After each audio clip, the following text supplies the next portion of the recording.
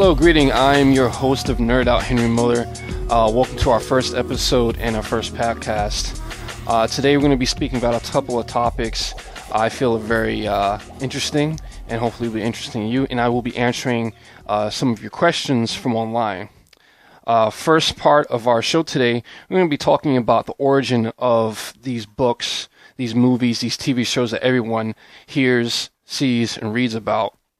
First off, I want to talk about Superior Spider-Man. This is, I know I'm late to the party, obviously, but this book is so good. And I mean it.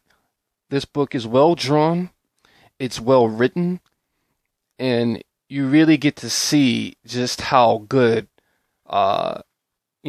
spoiler alert, by the way, so if you don't want to know what's going on, but you really get to see just how good Dr. Octavius is. And throughout this book, I'm about, I would say 6 or 8 books in, and I just can't help but to be glued to it. Even the dialogue is very interesting, and it's been really good. I definitely suggest that, if, maybe not all of y'all are obviously, are Marvel fans. Personally, I'm not a Marvel or a DC guy. I'm, a Marvel and a DC guy, as you can see. I don't have a preference towards either. I even like Dark Horse. I even like Variant Comics, which is a new and upcoming title that I believe is going to be very successful. Superior Spider-Man has, gotten a lot of really good attention and a lot of good reviews. I have not heard anyone look or read Superior Spider-Man that told me, oh, it's so bad, or oh, I seen that coming. It has a lot of plot twists that you really won't see coming. It really does. So I would definitely suggest that, reading that, because it's been a very good read so far, and I would say this, I don't expect them to use that in the movies anytime soon. I don't think we'll see it anytime soon. They might do it. I would say this, if it gets in the hands of Marvel and Kevin Feige, it's definitely going to, it's definitely going to happen. If it gets in the hands, fully 100% in, Marvel's hands and Kevin Feige, and they make a new Spider-Man. At this point, I don't see, Marvel working with Sony, which they have a deal now going on, for those of you who don't know, and be like, all right, let's use the Superior Spider-Man storyline. Not yet. Maybe 8 years down the line, when the franchise has got some time to get a little rest. But at the moment, nah. Next title I want to talk about is Superman Unchained. Superman Unchained is a new series that is drawn by Jim Lee, who's a fantastic artist, and he's worked with the likes of Marvel and DC for the past 20 plus years of his career.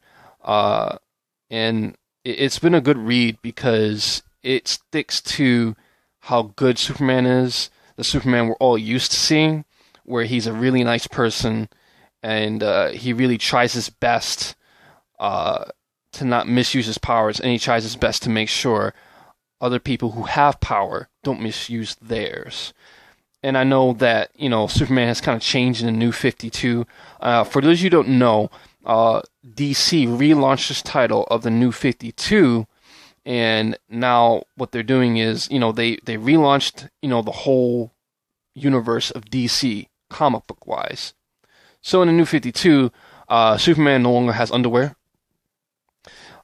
Superman is a little more edgy, meaning he won't, if you piss him off, the old Superman, if you pissed him off, he'll be like,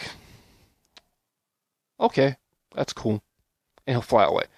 This Superman, however, will say something back, or he'll do something. He won't kill anyone. He won't, he won't violate to that degree.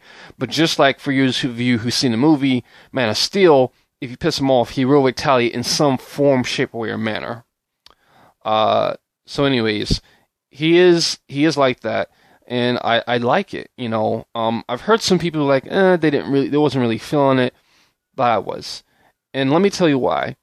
Superman Unchained it stuck. I kind of felt like the way I did when I was reading Superman back in 1997, when he had a longer hair, or what we would call a business in the front, party in the back, mullet.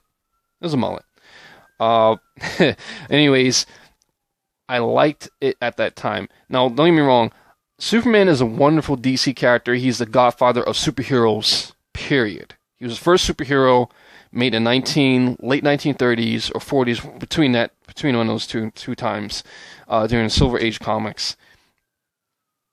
And I show respect to the character in that respect. And I think it's a wonderful title. I definitely suggest, if you haven't read it, it's in paperback form. It's thick. It's a book now. Definitely pick it up. It is a very good read. And I really do wish that DC Warner Brothers decides to follow through with this Superman in the future going ahead. And it looks like they're doing it because Henry Cavill's suit in Batman Superman, Dawn of Justice, it's a brighter color, and his underwear is not outside of his pants, and it's a lot more like the New 52. So that's that.